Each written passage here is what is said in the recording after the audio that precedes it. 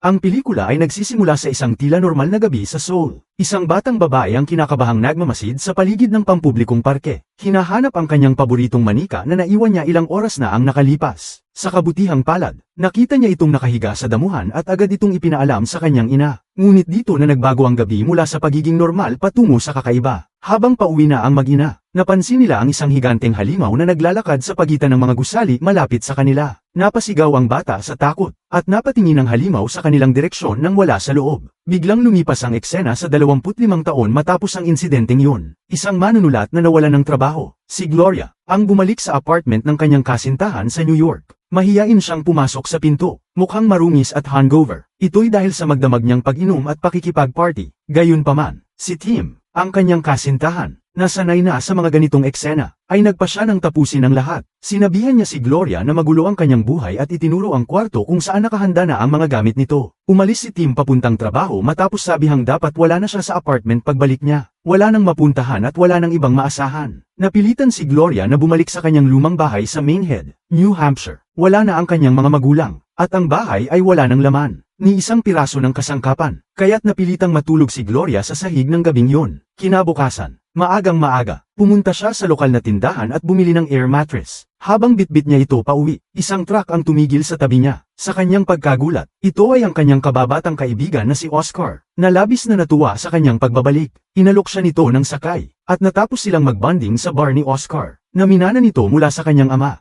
Habang nasa bar, hindi mapakali si Gloria dahil sa dami ng alak sa paligid, lalo't sinusubukan niyang umiwas sa pag-inom. Habang nag-uusap sila, pilit niyang nilalabanan ang tukso at hindi na malayang kinakamot ang kanyang ulo. Napansin ito ni Oscar at tinanong siya kung anong ginagawa niya. Sinabi ni Gloria na ito'y isang nervous tic. Sa kalaunan, napilitang uminom si Gloria ng ilang bote ng beer kasama sina Oscar at mga kaibigan nito. Habang nagkukwentuhan, sinabi ni Oscar sa mga kaibigan niyang sina Garth at Joel na noong elementarya, laging nananalo si Gloria sa taunang patimpalak sa pagsulat ng maikling kwento. Samantalang siya ay laging pangalawa. Bagamat tila inosenteng kwento ng nakaraan, halata ang bahid ng pagkababa ng kumpiyansa ni Oscar sa sarili. Naging awkward ang sitwasyon nang bumalik si Oscar mula sa pagkuha ng beer at makita si Joel na lasing na sinusubukang halikan si Gloria. Agad na nagwala si Oscar, kinuha ang kanyang mga susi, at umalis ng nagmamadali. Lasing na, kinailangan ni Gloria na bitbitin ang kanyang air mattress pauwi. Sa daan, dumaan siya sa playground ng kanyang lumang elementarya. Sa huli, nakauwi rin siya bandang tanghali at agad na nakatulog sa kanyang bagong air mattress. Ilang oras ang lumipas. Nagising si Gloria mula sa isang tawag mula sa kanyang kapatid na nagsasabing inatake ng isang halimaw ang lungsod ng Seoul noong gabi. Naguguluhan. Agad niyang binuksan ang mga balita sa kanyang laptop. Totoo nga, may video footage ng isang higanteng halimaw na lumitaw sa Seoul ng ilang segundo bago muling nawala. Tinawagan niya ang kanyang kasintahang si Tim. Ngunit tinanong siya nito kung bakit ngayon lang niya ito nalaman. Gayong nangyari ang atake 9 na oras na ang nakalipas. Sinubukan ni Gloria iwasan ang tanong. Ngunit natuklasan ni Tim na ito'y dahil lasing siya buong magdamag.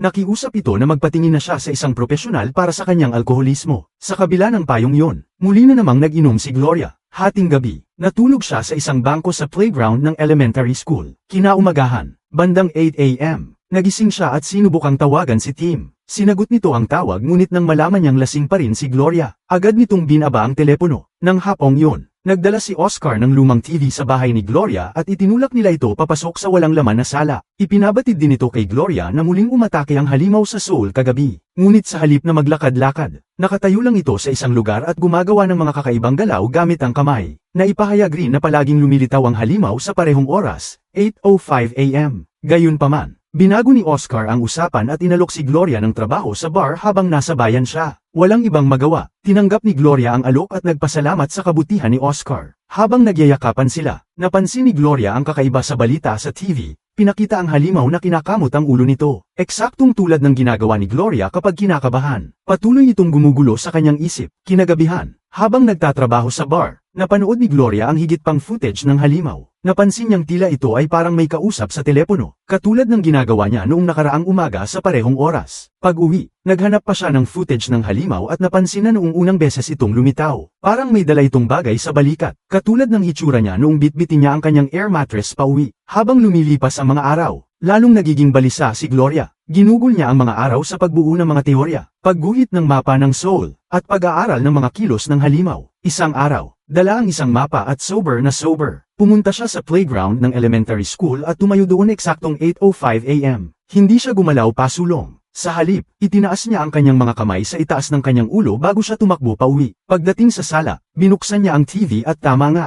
muling lumitaw ang halimaw sa Seoul. Sa pagkakataong ito, wala itong sinirang mga gusali, tumayo lang ito at tinaas ang mga kamay nito sa itaas ng ulo. Eksaktong tulad ng ginawa ni Gloria. Napagtanto niyang siya ang halimaw na nambibiktima sa Seoul. Kinagabihan, matapos ang trabaho, biglang napagdesisyonan ni Gloria na ibunyag ang kanyang natuklasang lihim sa kanyang mga kaibigan sa bar. Dinala niya ang grupo sa playground at nag-stream sila ng live feed mula sa Seoul. Habang pinapanood ang live stream, pumasok siya sa playground at nagsimulang sumayaw. Tama nga, lumitaw ang halimaw sa Seoul. Ginagaya ang kanyang mga galaw. Biglang dumating ang dalawang attack helicopters ng NATO sa lokasyon ng halimaw sa Seoul at nagpaulan ng mga missile. Kasabay nito, naramdaman ni Gloria ang matinding hapdi sa kanyang katawan pabalik sa New Hampshire. Sa kanyang kalasinggan, sinuntok niya ang hangin sa paligid niya, na naging dahilan upang masira ang isa sa mga helicopter sa Seoul. Agad niyang napagtanto na may napatay siya sa aksyon na yon. Dahil dito, natakot siya, at hindi sinasadyang nadulas at bumagsak sa lupa. Makalipas ang ilang sandali, nagising si Gloria sa kanyang bahay habang naririnig ang tunog ng pagkawasak mula sa TV. Si Oscar, nakara-rating lang, ay may dalang mga groceries para sa kanya. Labis ang nararamdaman niyang pagsisisi at nais niyang magtungo sa istasyon ng pulisya upang sumuko, ngunit pinigilan siya ni Oscar at iniabot ang pahayagan ng araw na yon. Dito nalaman na noong gabi ng kanyang pagkahulog, may kakaibang nangyari. Isang robot na halimaw ang lumitaw sa Seoul sa eksaktong sandaling pumasok si Oscar sa playground upang tulungan siya. Pagkatapos, nagpunta sila sa isang kalapit na kainan para mag-agahan at pag-usapan ang kanilang sitwasyon. Napagtanto nilang ang mga halimaw ay lumilitaw lamang kapag nasa playground sina Gloria at Oscar. Naalala ni Gloria na ang unang insidente ng halimaw, 25 taon na ang nakalilipas, ay nangyari sa araw na papunta siya sa elementary school bilang bata. Noon, wala pang playground, isang construction site na puno ng basura at puno ang naroon. Bigla niyang naalala ang kanyang nakaraan, kung saan naglalakad siya papunta sa paaralan. Bit-bit ang isang proyekto. Si Oscar, na bata pa noon, ay nasa likod niya, may dala ring sariling proyekto. Kinabukasan, magkasama silang naghintay sa bangko ng playground para mag 8:05 AM. Nang dumating ang tamang oras, pumasok si Gloria sa playground, na naging sanhi ng paglitaw ng halimaw. Yumuko siya at sumulat ng mensahe ng paghingi ng tawad sa lupa gamit ang Korean, na nangangakong hindi na muling lilito ang halimaw. Kinagabihan, sa bar, ipinakita sa balita ang footage ng halimaw na nagsusulat ng mensahe ng paghingi ng tawad sa Seoul. Matapos isara ang bar, palihim na umalis sina Gloria at Joel upang magpalipas ng gabi ng magkasama. Ngunit kinabukasan, pag-uwi ni Gloria, nakita niya sa balita na muling lumitaw ang robot na halimaw sa Seoul. Ginugulo ang mga tao. Labis itong ikinabahala ni Gloria kaya't agad niyang kinuha si Joel at nagmaneho papunta sa playground. Pagdating nila roon, nakita nilang si Oscar, lasing, habang nanunood ng live stream ng Seoul. Galit na sinabi ni Gloria na itigil na ito. Ngunit tumugon si Oscar na hindi pa naman siya pumapatay ng tao. Di tulad ni Gloria. Sa kabila nito, pumasok si Gloria sa playground at sinampal si Oscar upang magising ito sa katinoan. Ngunit ng gabing yon,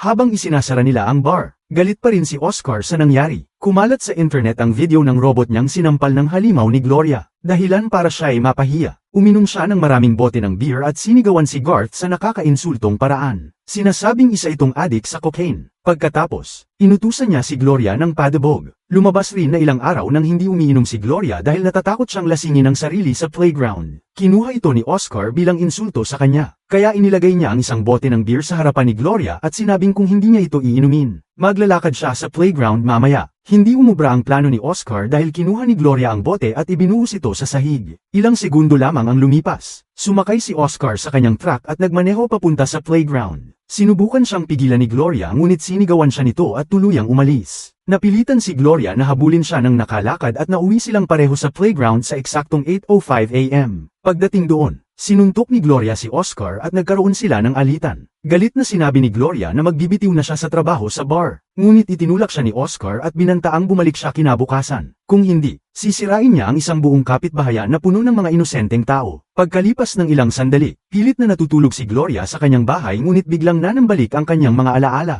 Naalala niya kung ano ang ginawa niya 25 taon na ang nakalipas noong unang lumitaw ang halimaw. Lumalabas na naglalakad siya papunta sa paaralan. May dalang modelo ng Seoul na gawa sa carton. Nang tanggiin ito ng malakas na hangin. Si Oscar, na bata pa noon at kasama niya, ay umakyat sa bakod ng isang construction site para habulin ang kanyang modelo.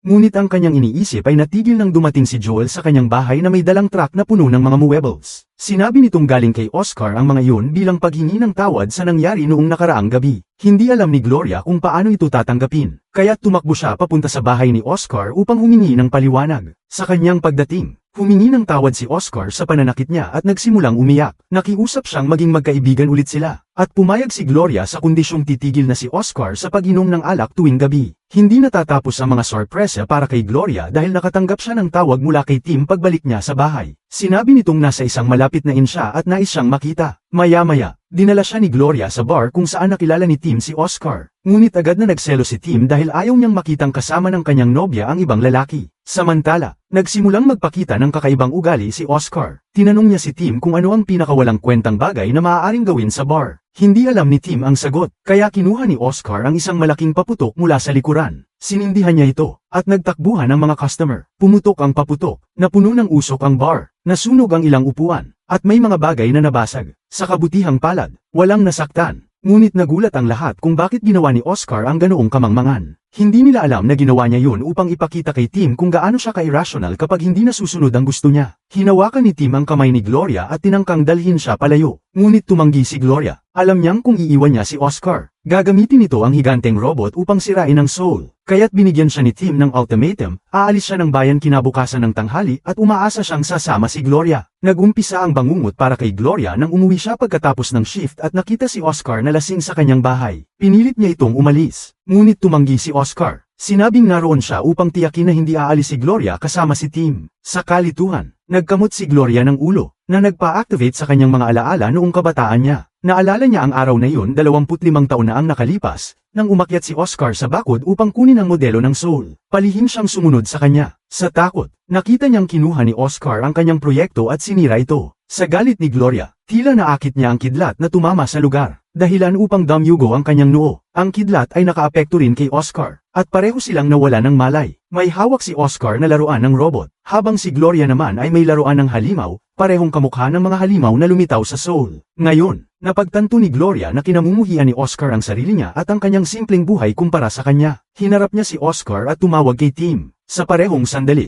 narinig nilang magring ang alarma sa TV. Hudyat na mag-alas 8:05 na. Tumakbo si Oscar palabas ng pinto, ngunit binatukan siya ni Gloria gamit ang isang upuan. Nagalit si Oscar at sinugod siya gamit ang isang kahoy, ngunit gumanti si Gloria at pinabagsak ang isang bookshelf sa kanya. Sa kabila nito, nakatakas si Oscar. Tumalon siya mula sa bintana patungo sa pool at sa kalsada. Nagkaroon ng habulan, at nakarating sila sa playground. Sa kasamaang palad, sinuntok ni Oscar si Gloria ng malakas kaya't nahulog siya sa lupa at hindi napigilan si Oscar sa pagsira ng buong kapitbahayan sa Soul. Sugatan at talunan, umuwi si Gloria at humiga sa kama. Nakita niyang ang mga mapa ng Soul at playground na ginawa niya ilang linggo na ang nakaraan ay nakabaligtad. Nagkaroon siya ng ideya kaya't agad siyang nag-empake ng bag at nagmadaling pumunta sa paliparan. Pagkalipas ng ilang oras, napansin ni Oscar ang pagkawala ni Gloria. Ngunit pumunta pa rin siya sa playground at uminom ng maraming bote ng beer. Biglang lumipat ang eksena, at nakita si Gloria na nasa Soul na. Nang magring ang alarma, hudyat ng paglitaw ng mga halimaw, naglakad siya papalapit sa robot. Samantala, sa New Hampshire, pumasok si Oscar sa playground, at nagsimulang maghasik ng lagim ang kanyang robot sa Soul. Nagtakbuhan ang mga mamamayan, ngunit lumapit si Gloria sa robot. Sa playground, biglang narinig ni Oscar ang malayong dagandong habang palapit si Gloria sa robot. Sa nakakagulat na twist, lumitaw ang halimaw ni Gloria sa kanyang bayan. Sa harapan mismo ni Oscar, sinubukan niyang tumakbo, ngunit nahuli siya ni Gloria. Dahil dito, tila inangat ng halimaw ang robot ni Oscar sa Soul. Walang magawa si Oscar kundi magmakaawa, ngunit binagsak siya ni Gloria sa malayo. Ang robot ni Oscar sa Soul ay lumipad ng libu-libong talampakan palayo, at ang mga mamamayan ng Korea ay nagbunyi. Iniisip na patay na ang robot at hindi na muling mananakit. Nagtapos ang pelikula nang pumasok si Gloria sa isang Korean bar at nagtanong sa bartender kung nais nitong marinig ang isang kahangahangang kwento.